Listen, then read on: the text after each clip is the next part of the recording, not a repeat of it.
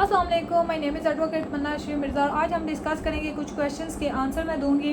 काफ़ी सारे क्वेश्चंस हैं जो कि मेरे यूट्यूब चैनल के ऊपर क्लाइंट्स ने कमेंट बॉक्स में रैपिडली पूछे हुए हैं, तो इस वाले से आज हम डिस्कस करेंगे, उन क्वेश्चंस के आंसर दूंगी मैं। सबसे पहले ये है कि एक क्वेश्चन पूछा गया है कि मैडम अगर मदर शादी ही ना करे और बेटा 7 साल का हो गया है तो फिर कस्टडी फादर के पास जाएगी या मदर के पास जाएगी। अच्छा, अब सबसे पहली बात यह कि वालदा अगर शादी नहीं करती तो इस बात का इम्पैक्ट पड़ता है कस्टडी के ऊपर या नहीं।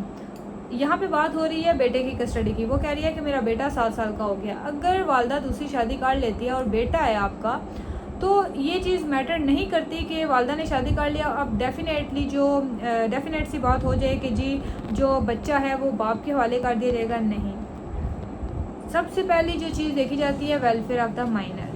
वेलफेयर बच्चे की किसके पास है? अगर वालदा के पास वेलफेयर उसके अच्छे तरीके से हो रही है, बेशक उसने दूसरी शादी कर भी ली है, तो कस्टडी माँ के पास ही रहेगी।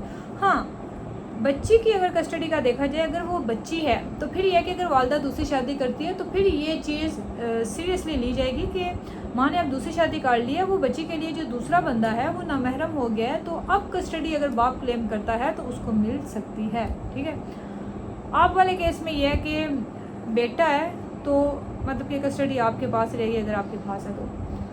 नंबर 2, मैम इस सूरत में क्या तलाक सर्टिफिकेट कैंसिल करवाना पड़ेगा या न्यू निकाहनामा जमा करवाना पड़ेगा अगर हमारा रजू हो जाता है तो?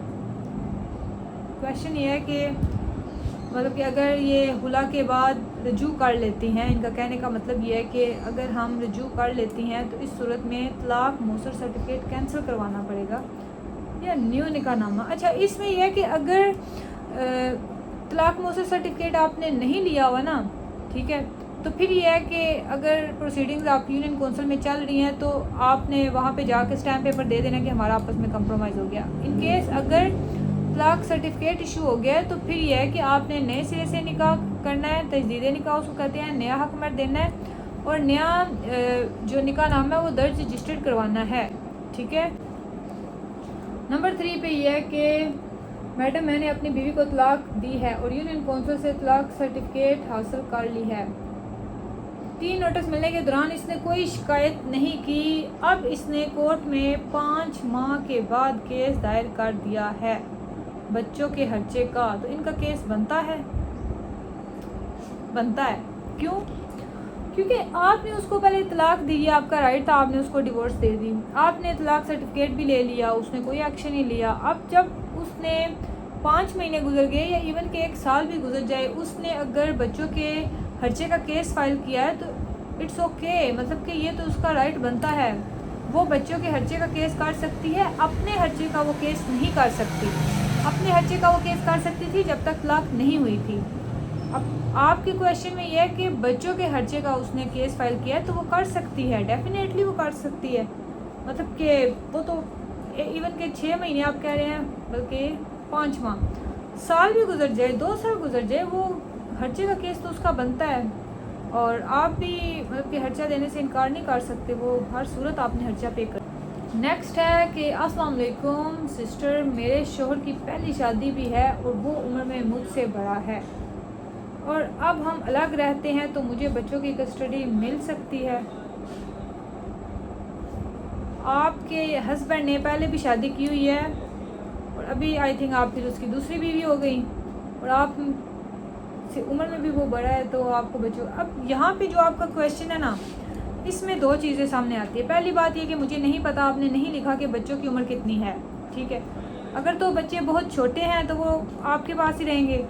इस बात का इस कस्टडी के साथ कोई लेन देन नहीं है कि उसकी पहले बीवी है या वो उम्र में आपसे बड़ा। उम्र में बड़ा होना कोई ये मतलब कि सीरियस आप फैक्टर नहीं कह सकते कोई कि इट्स ओके अगर वो आपसे उम्र में बड़ा है, बेशक 10 साल 15 साल। बच्चों की कस्टडी का आपके हस्बैंड की उम्र का बड़ा होना मैटर नहीं करता। और अगर उसकी पहले से बीवी मौजूद है, आपके साथ उसने दूसरी शादी की, हाँ ये चीज़ मैटर करती है कि जी वो पहले भी अपने बच्चों की कस्टडी उसके पास, अगर पहली बीवी है उनकी कस्टडी उसके पास है, तो आप जो हैं आपके जो बच्चे हैं वो आपके पास ही रहें। आप उनकी वेलफेयर अच्छे तरीके से कर सकती हैं और बच्चों की एज भी इस चीज़ में देखी जाएगी। और वेलफेयर ऑफ द माइनर, फिर वही बात के बच्चों की फलाह बहबूद में भी अगर बच्चों की वेलफेयर बाप बेहतर तरीके से कर सकता है, उसकी पहले से बीवी मौजूद है लेकिन फिर भी वो वेलफेयर अच्छे तरीके से कर सकता है, तो बच्चे बाप के वाले भी किए जा सकते हैं। लेकिन ये जो केस है आपका, आप जो सिनेरियो मुझे बता रही हैं उसमें ये है कि बच्चों की कस्टडी आपके पास ही रहेगी। अगर उसकी पहले से बीवी भी है या उम्र में बड़ा है या जो भी है, बच्चे अगर छोटे हैं तो आपके पास रहेंगे। अगर वो बड़े हो जाएं 8, 9, 10 साल के, वो तो अदालत में आके कह भी सकते हैं कि हमने माँ के पास जाना है। ठीक है, निकाह नामा रजिस्टर करवाने के लिए कौन कौन सी चीज़ें ज़रूरी हैं?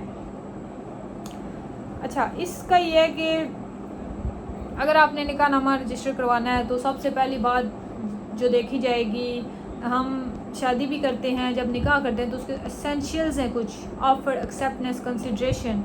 ठीक है, ऑफर मतलब कि एक तरफ से प्रपोजल आया, दूसरे ने एक्सेप्ट किया, कंसिड्रेशन हक महर हो गया, ये चीज़ें ज़रूरी हैं। इसी तरह ये चीज़ ज़रूरी है कि जो लड़का और लड़की है वो अक्ल बालिग होने चाहिए। ठीक है, एज ऑफ मेजोरिटी को पहुँचे हुए होने चाहिए, उनका आईडी कार्ड बना हुआ होना चाहिए। अब आईडी कार्ड ज़रूरी है, जब आप रजिस्टर करवाएंगे निकाह नामा तो तब भी आईडी कार्ड की ज़रूरत पड़ेगी। ठीक है, तो आईडी कार्ड आपको चाहिए, लड़के का भी लड़की का भी। उसके अलावा जो गवाहान होंगे शादी के वो चाहिए। ठीक है, उनके भी आईडी कार्ड आपको चाहिए होंगे। एक अदद आपको मौलवी चाहिए, उसका भी आईडी कार्ड। निकाह रजिस्टर मतलब कि जो आपकी शादी रजिस्टर करेगा वो आपसे आईडी कार्ड डिमांड करता है। वैसे निकाह नामे के 4 पर्त होते हैं, वो फिलअप किए जाते हैं, शर्तें वगैरह देखी जाती हैं। ठीक है, उसके बाद ये है कि उसको दर्ज रजिस्टर कर दिया जाता है। ठीक है ना, तो इसलिए कोई स्पेशलिटी मतलब कि कौन कौन सी चीज़ें ज़रूरी हैं, इसलिए जो आप पूछ रही हैं कि रजिस्टर करवाने के लिए क्या क्या ज़रूरी है, वो पहले नंबर पे रिक्वायरमेंट्स, अक्ल बालिग, ऑफर, एक्सेप्टेंस, कंसिडरेशन। नंबर 2 पे आप दोनों का आईडी कार्ड बना होना चाहिए। उसके बाद जो है वो आप उसको दर्ज रजिस्टर करवाएं और फिर एंड पे MRC इशू करवाएं। ठीक है, उसके अलावा नेक्स्ट पूछा गया है हुला की इद्दत। देखें, हुला की इद्दत जो है, अगर तो रुखसती हुई है लड़की की शादी के बाद, उसकी रुखसती हुई है, शादी कंसुमेट हुई है, तो फिर 3 मंथ्स। ठीक है, अगर हुला उसने लिया है लेकिन उसकी रुखसती नहीं हुई थी तो फिर इसके लिए 1 मंथ है। ठीक है, अगर रुखसती नहीं हुई थी तो आई थिंक इतने क्वेश्चंस के आंसर बहुत हैं। नेक्स्ट वीडियो जो आएगी उसमें मज़ीद मैं जो क्वेश्चंस बार बार पूछेंगी उनके आंसर दूंगी। तो मज़ीद अगर आपका कोई क्वेश्चन है तो काइंडली नीचे कमेंट बॉक्स में आप मुझसे पूछ सकते हैं। और अगर आप कंसल्टेंसी चाहते हैं किसी भी केस के हवाले से, आपका कोई प्रॉपर्टी का केस है, फैमिली केस है, क्रिमिनल केस है, कोई भी केस है आपका, तो जो व्हाट्सएप का नंबर दिया गया आप वहाँ मुझसे रब्ता कर सकते हैं और कंसल्टेंसी जो है वो पेड है। ठीक है, थैंक यू वेरी मच। अपनी राय का भी इज़हार कीजिए। अल्लाह हाफ़िज़।